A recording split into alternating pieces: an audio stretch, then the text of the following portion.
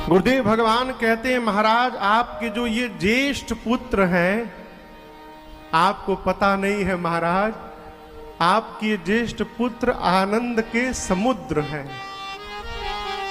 समुद्र देखे हैं आप लोग, हैं? बगल में नदी है, ये नदी जाकर गंगा सागर में मिलती है।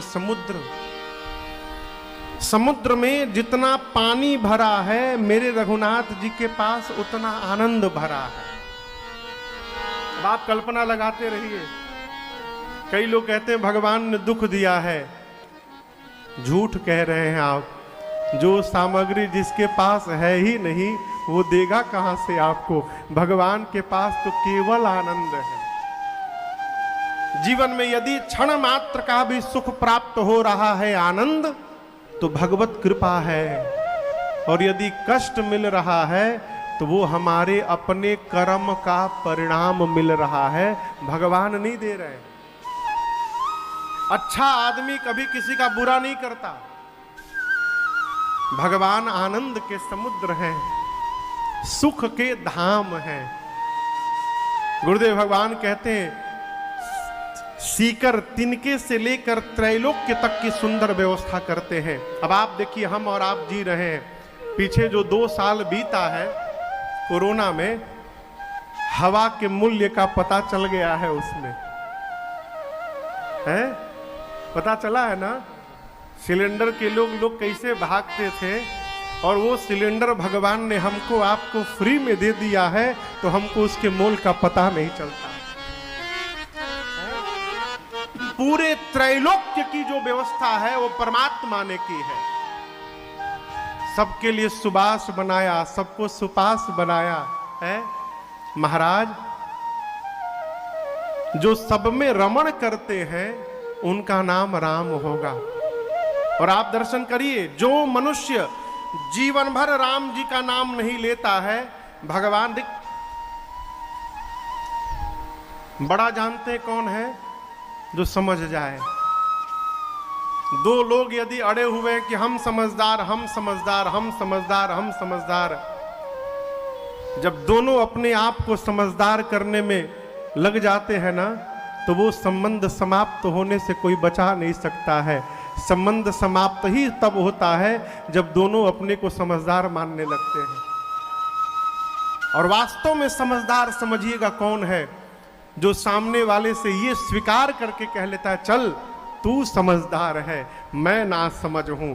जब कोई ये मान लेता है तो वो संबंध जीवन भर बना रहता है, वो समाप्त नहीं होता। समझदार कौन, जो समस्या दिखाई पड़े तो अपने को अनासमझ मान ले। समझदार वही है जो संबंध को लेकर चलने का प्रयास कर रहा है। भगवान सब में रमण करते हैं। जो जीव जीवन भर राम जी का नाम नहीं लेता, भगवान कहते हैं वो बच्चा है, भूल सकता है। मैं पिता होके भूल जाऊंगा तो लोग मुझे क्या कहेंगे। जो कभी राम नहीं कहता, वो भी जब अंतिम यात्रा में चलता है तो राम जी उसके साथ रहते हैं, और लोग कहते हैं राम नाम सत्य है। राम जी नहीं छोड़ते। अखिल लोकदायक विश्रामा। महाराज आपके ये ज्येष्ठ पुत्र वो हैं जो पूरे संसार को विश्राम दे दे। और विश्राम क्या है, हम आपको सुनाए थे पहले दिन की कथा में। इसी प्रसंग से कथा प्रारंभ हुई थी। विश्राम क्या है, मन का हलचल समाप्त हो जाए। विश्राम क्या है, मन में जो द्वेलन है वो शांत हो जाए। विश्राम क्या है, एक के प्रति हम निष्ठावान हो जाएं, ये विश्राम है। और यही जीवन के परम शांति का मूल कारक है। ये विश्राम कौन देगा, तो राम जी को छोड़कर कोई विश्राम दे नहीं सकता। एक महात्मा कह रहे थे, महाराज विश्राम का मतलब है विश्राम। विश कहिए, विश राम। विश समझते हैं, विश विश यानी, अब विश्राम का मतलब समझिएगा, घर में जिसके साथ जी रहे हैं, परिवार में जितने सदस्य हैं, सभी लोगों की अपने अपने सोचने की सीमा निश्चित है। कोई संकुचित होकर सोचता है, कोई व्यापकता से पूर्ण होकर सोचता है, कोई सोचता ही नहीं है, कोई सोचता ही रहता है। अपने हाथ के सारी उंगलियां बराबर नहीं है क्या? बराबर है। और आप देखिए भगवान की रचना, ये अंगुलियां बराबर नहीं है, तभी आप कोई सामान उठा भी पा रहे हैं। यदि ये पांचों उंगलियां बराबर हो जाए तो आप इन हाथों से कुछ कर नहीं पाएंगे। परिवार में कोई छोटा है, कोई बड़ा है, कोई तेज है, कोई मंद है, तभी परिवार भी चल रहा है। जब परिवार में सब तेज हो जाएंगे, वो परिवार समाप्त हो जाएगा। विश्राम क्या है? परिवार में यदि कोई हमको विष रूपी कठोर शब्द बोल भी रहा है, यदि कोई कड़वी बात हमारे प्रति बोल रहा है, जहर बोल रहा है, तो विश्राम कौन प्राप्त किया है माई बाप? जो अपनों का जहर पीकर और अपनों के मंगल के लिए राम राम बोल रहा है, वो विश्राम को प्राप्त कर चुका है। और ये सहज व्यवहार नहीं है। मैं बार बार निवेदन करता हूं कथाओं में, किसी दूसरे के प्रभाव में आकर अपना स्वभाव नहीं बदलना चाहिए। ये पहला संदेश है भक्ति का। हमारे साथ किसी ने बुरा सोचा, यदि हम भी बुरा सोचने लगे तो फिर हमारे में उसमें अंतर कहाँ रह गया हो? जब हिसाब होगा ना, तो हिसाब समूह में नहीं होता है, हिसाब व्यक्तिगत होता है। पूज्य महाराज श्री ने मुझसे बहुत पहले कहा था, राजन, परिवार में, घर में कभी ऐसा कोई व्यवहार मत कर देना कि जब तुमसे हिसाब होने लगे तो चेहरे को तुम ऊपर न उठा सको। विवेकी मनुष्य को इस बात का सर्वकाल चिंतन करते रहना चाहिए। यही विश्राम है। गुरुदेव भगवान कहते हैं, आपके ज्येष्ठ पुत्र इनका जो जीवन देखेगा, इनके चरित्र का जो स्मरण करेगा और इनके जीवन को जो अपने जीवन में उतारने का प्रयास करते रहेगा, धीरे धीरे रघुनाथ जी कृपा करके और उस जीव को परम विश्राम की प्राप्ति करा देंगे। जो जगत को विश्राम दे, उसका नाम आज के बाद राम है। इनका नाम राम होगा महाराज। जैसे गुरुदेव ने नामकरण किया, पूरी सभा बोली, बोलिए राम लला सरकार की जय। अब राम जी के बाद किसका नंबर है? भरत भैया का। आपको बता में, राम जी भरत जी दोनों देखने में एक जैसे। राम प्रेम मूरत जनु आही। कौन? भरत जी। पांव से लेकर सिर तक एक स्वरूप, एक नक्शा, एक ही भाव। एक बार कौशल्या मैया ने गुरु जी से पूछा, गुरु जी, राम को भरत को दोनों को जब पालने में सुला देती हूं ना, मैं समझ नहीं पाती हूं कि कौन राम है और कौन भरत है। गुरु जी ने कहा, सीधा उपाय है महारानी जी, आप अपने बच्चों की आंखों को देखिएगा। आपके जिस बेटे की आंखें सामने वाले के चेहरे पर टिकी हो, समझिएगा वो आपका राम है। और जिस बेटे की आंखें सामने वाले के श्री चरणों पर टिका हो, समझिएगा आपका भरत है। ये स्वभाव बचपन से है। और ये भरत जी अपनी मां कैकेयी की गोद में नहीं बैठे हैं, भरत जी मां कौशल्या जी की गोद में बैठे हैं। कौशल्या जी के पुत्र राम जी हैं, लेकिन मां कौशल्या राम जी से अधिक प्रेम भरत जी को करती हैं। मोरे सोच भरत कर भारी। मां की गोद में भरत लाल जी बैठे हैं। गुरुदेव ने देखा, कहा, महाराज आपके दूसरे कुमार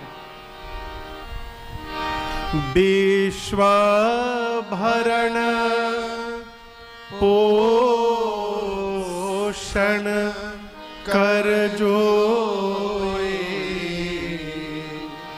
ताकर नाम भरत अस होई।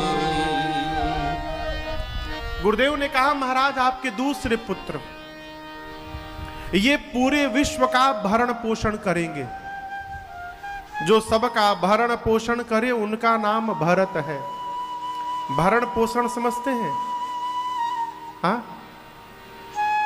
भरण पोषण यानी कहिए, हाँ, पालन पोषण। और कोई कहे? कहे? हाँ, क्या कोई बोला अभी? भरण पोषण का सामान्य अर्थ है भोजन कराना। पेट जो भरता रहे उसका वो भरण पोषण करने वाला कहलाता है।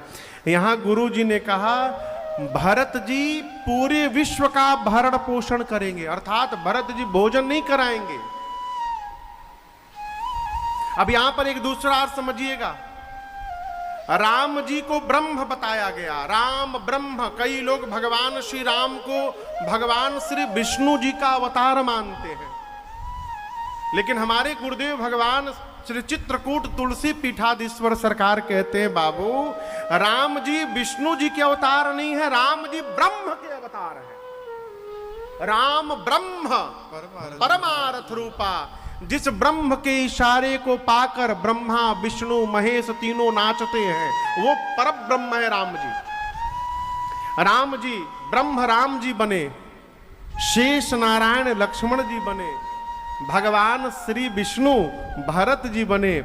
विष्णु भगवान पूरे संसार का पोषण करते हैं। एक दूसरा अर्थ सुना रहा हूं। ब्रह्मा जी जन्म देते हैं, विष्णु जी पालन पोषण करते हैं, शंकर जी संहार करते हैं। विष्णु जी भरत जी के रूप में आए और भगवान का चक्र शत्रुघ्न भैया के रूप में अवतार लिए हैं। ये भगवान के पार्षद बन के आए। तो एक सामान्य अर्थ है, विष्णु जी संसार का भरण पोषण करते हैं, भरत जी के रूप में आए, इसलिए कहा विश्व का भरण पोषण करते हैं। एक सामान्य अर्थ है। इसका विशेष अर्थ समझिए। भरत जी एक बर्तन है, पात्र।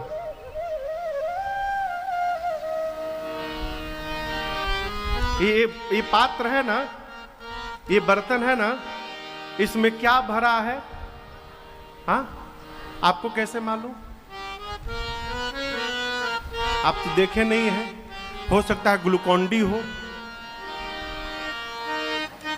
हो सकता है दूध हो, लेकिन है पानी ही। हाँ, पानी ही है और कुछ नहीं है।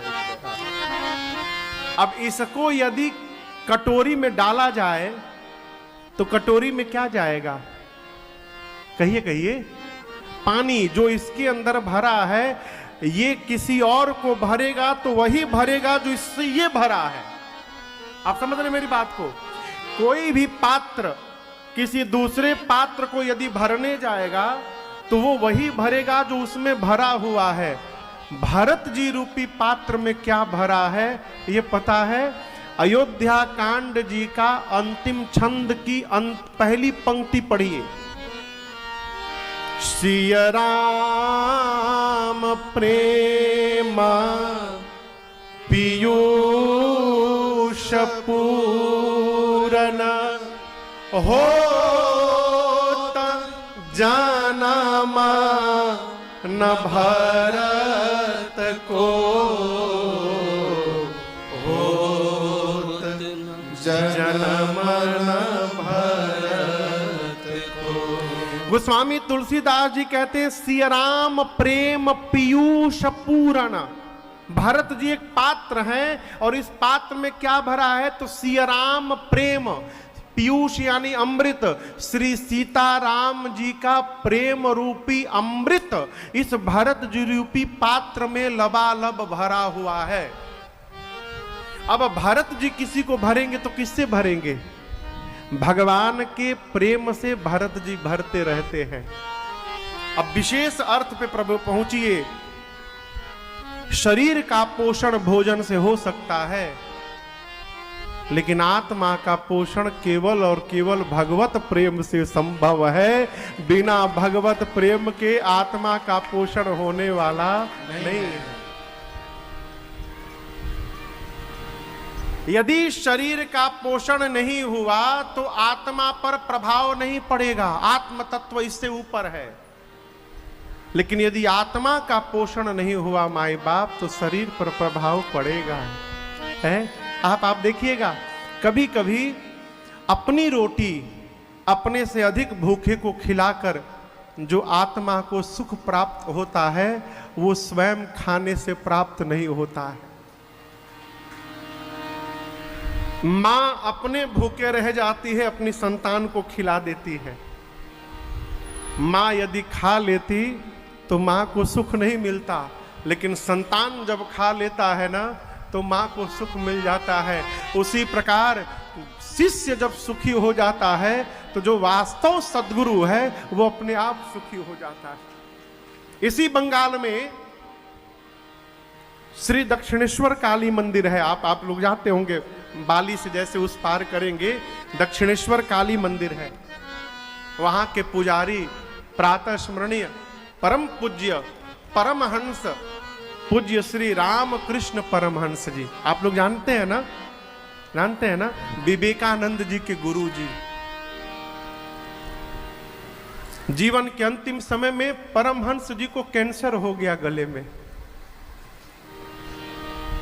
ऐसे महापुरुष भोग की थाली हाथ में लेकर जब काली मां के सामने जाते थे तो जो मूर्ति आप देखते हैं वही काली मैया है।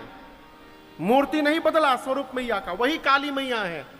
लेकिन जब रामकृष्ण जी जाते थे मंदिर में भोग की थाली लेकर तो फिर मूर्ति नहीं रहती थी, मूर्ति में से साक्षात काली मैया प्रकट हो जाती थी और रामकृष्ण जी निवाला तोड़ तोड़ के अपने हाथ से काली मैया को भोजन कराया करते थे। अब आप कल्पना करिए, जिस महापुरुष के हाथ से मां भोजन करती है उस महापुरुष को कैंसर होना चाहिए, गले में कैंसर हो गया।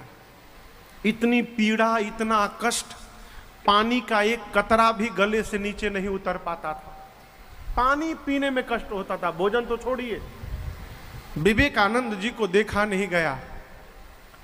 विवेकानंद जी पांव पकड़ के रोने लगे एक दिन, कहे गुरुदेव आप तो परमहंस हैं, सर्वसमर्थवान है, मां से आप बात भी करते हैं गुरुदेव, आप मां से कहिए ना कि आपके इस कैंसर को ठीक कर दे मां, उनके लिए तो पल भर का विषय भी नहीं है मां, प्रभु मां चाहेंगी और ठीक हो जाएगा। परमहंस जी बोल नहीं पाते थे, धीरे धीरे बोले, नरेंद्र इतनी छोटी सी बात के लिए मैं मां को परेशान करने जाऊं? और तुम कहते हो रामकृष्ण को कैंसर हुआ है, रामकृष्ण अजर अमर है, रामकृष्ण को कुछ भी नहीं हो सकता है। कैंसर इस शरीर को हुआ है जो मेरा है ही नहीं, कुछ दिनों के लिए मैंने केवल धारण किया है, मेरा नहीं है। और जो मेरा नहीं है उसके लिए मैं मां से बोलने जाऊंगा? तो विवेकानंद जी रोने लगे, कहे गुरुदेव मुझसे आपका कष्ट देखा नहीं जाता, आपके मुख में जल का एक बूंद भी नहीं जा रहा है। तब परमहंस जी मुस्कुराए, कहे नरेंद्र तुम मेरे शिष्य हो। एक अवस्था आती है जब शिष्य ही अपने सद्गुरु का मुख बन जाता है और शिष्य जो कुछ भी पाता है वो सीधा उसके सद्गुरु को प्राप्त होता है। तो अब मैं अपने मुख से भोजन नहीं लेता हूं, अब मैं तुम लोगों के मुख से भोजन लिया करता हूं, इसलिए मेरी चिंता ना करो। ये अवस्था है जीवन में। यदि भगवत प्रेम प्राप्त नहीं होगा तो शरीर तो पोषित हो जाएगा लेकिन हमारा मन और आत्म तत्व पोषित नहीं हो पाएगा। भरत जी मनुष्य के, जीव के शरीर का पोषण नहीं करते हैं, भरत जी जीव की आत्मा का पोषण करते हैं। इसलिए गुरुदेव ने कहा जो सबका भरण पोषण करे उनका नाम भरत होगा। और जैसे गुरु जी ने नामकरण किया पूरी सभा बोली, बोलिए भरतलाल सरकार की जय। अब क्रम में लक्ष्मण भैया के स्थान पर मां कैकेयी के गोद में शत्रुघ्न भैया थे, सबसे छोटे भैया। गुरु जी ने कहा महाराज आपके छोटे कुमार, आपको पता नहीं है ये कौन है, मैं बताता हूं इनका स्वभाव। जाके सुमिरन तेरी पुनासा। महाराज, आपकी ये वो संतान है जिसके नाम का स्मरण करने से शत्रुओं का नाश हो जाएगा। जाके सुमिरन तेरी पुनासा, नाम शत्रुहन वेद प्रकाशा। शत्रुघ्न भैया का नाम लेने से शत्रु मर जाएंगे? ये संभव है क्या? संभव है। कैसे संभव है महाराज? देखिए, कभी श्री रामचरितमानस जी पढ़िएगा। राम जी